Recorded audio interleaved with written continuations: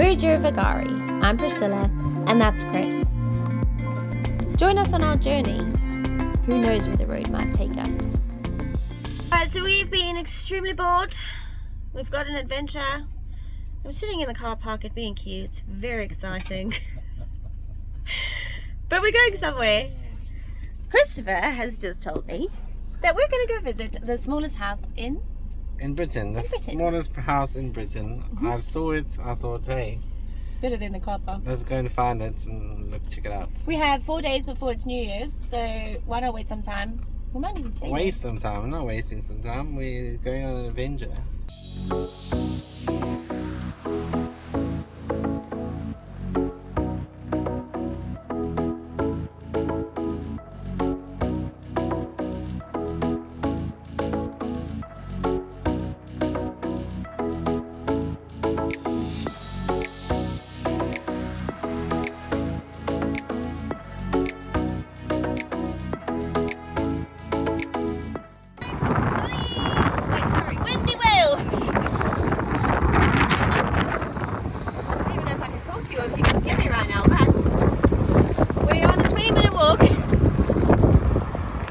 This way.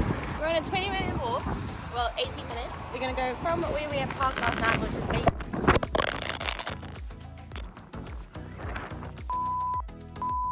Still recording.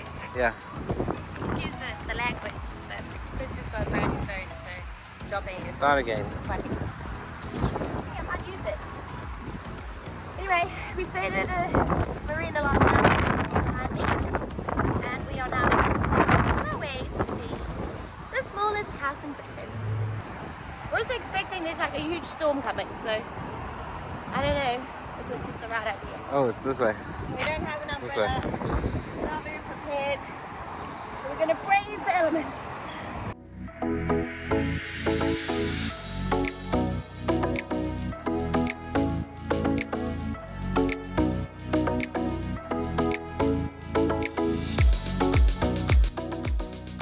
Little unknown fact about Britain's smallest house is it was declared unfit for habitation in the early 1900s, but was saved by Roger Dawson and Robert Jones, who toured the UK measuring houses and eventually getting it recognized by the Guinness World Records. Since then, it's remained in the Jones family and is now owned by Robert's great-great-granddaughter.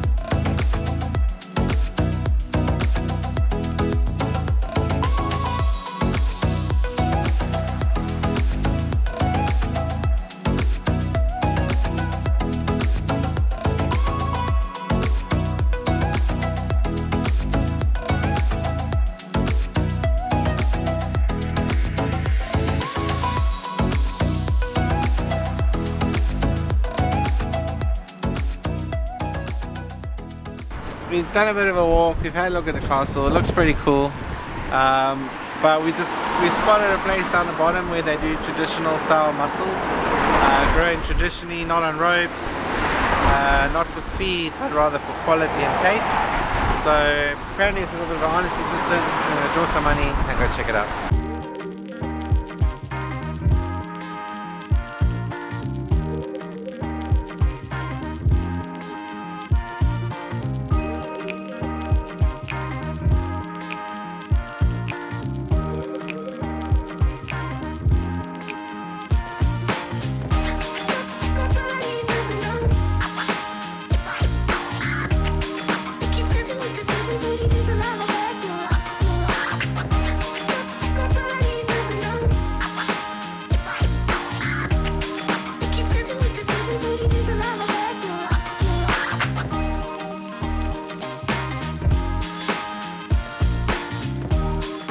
That's how it's done.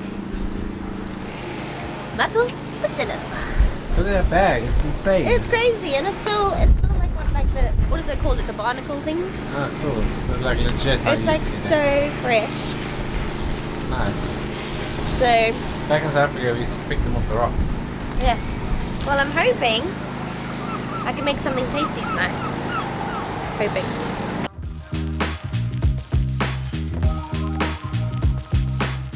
Alright, so we need to know, do we go left or do we go right? What are you going to do? I don't know. Are we going left or are we going right? To the summit in the dark? Yeah. Or to the lighthouse in the dark? Stop seeing in the dark. Alright, let's go to the summit. Ooh. And then we'll go to the lighthouse. Alright, let's go.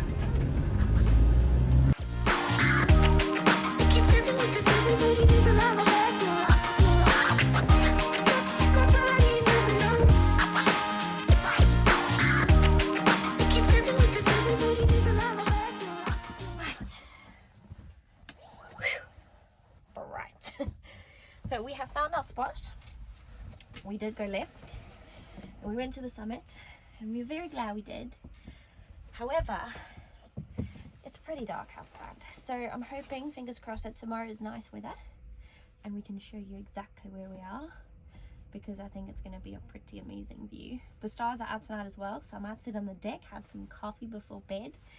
But yeah, before I do that, I'm going to make me some mussels that we bought earlier. And hopefully, like I said, the weather tomorrow is good and we can show you where we are.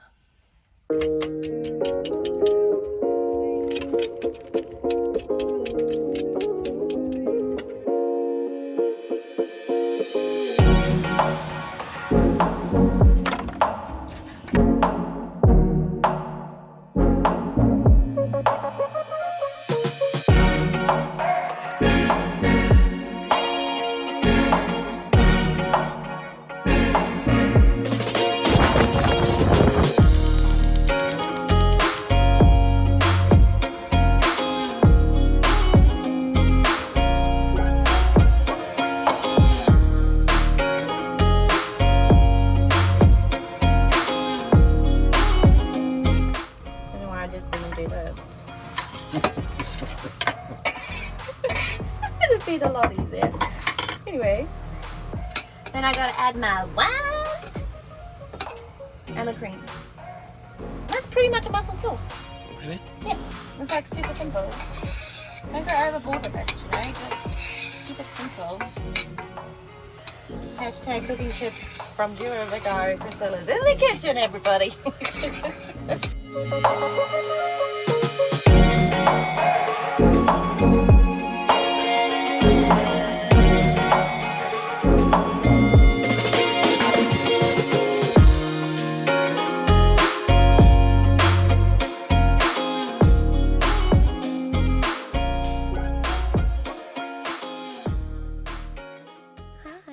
When he saw us coming back to the van, he got the. Hi.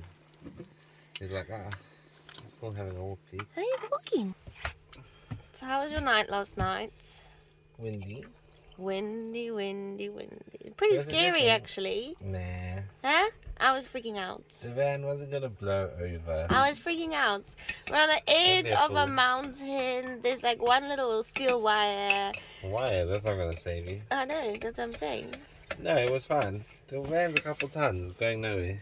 Anyway, it was a good thing because now all the feathers seem to have blown away. Really? Is it clear? Yeah. And you can see the cable cars like right here. Is it clear-ish? It's fairly clear. It's as clear as winter gets in England. But one good thing, you can see the sea. Oh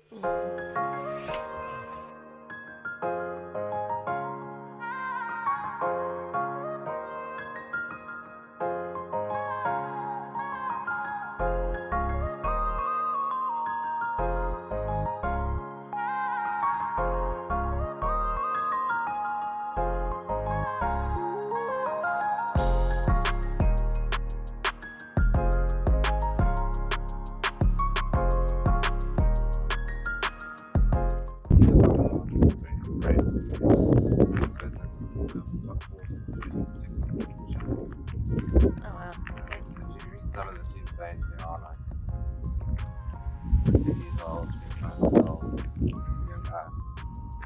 And I see that like some of their wives and children were buried in the same place later. So that's connected. Census.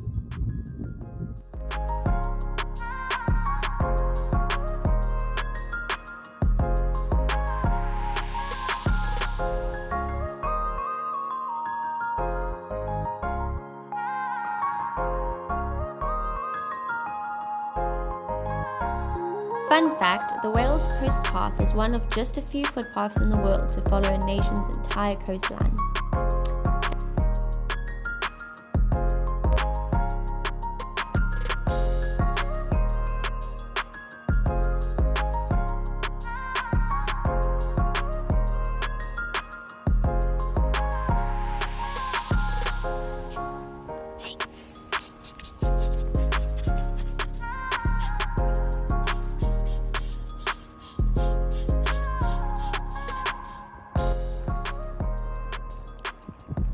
We stayed in Wales to see the new year in, and we really hope and wish that everyone has a good 2022.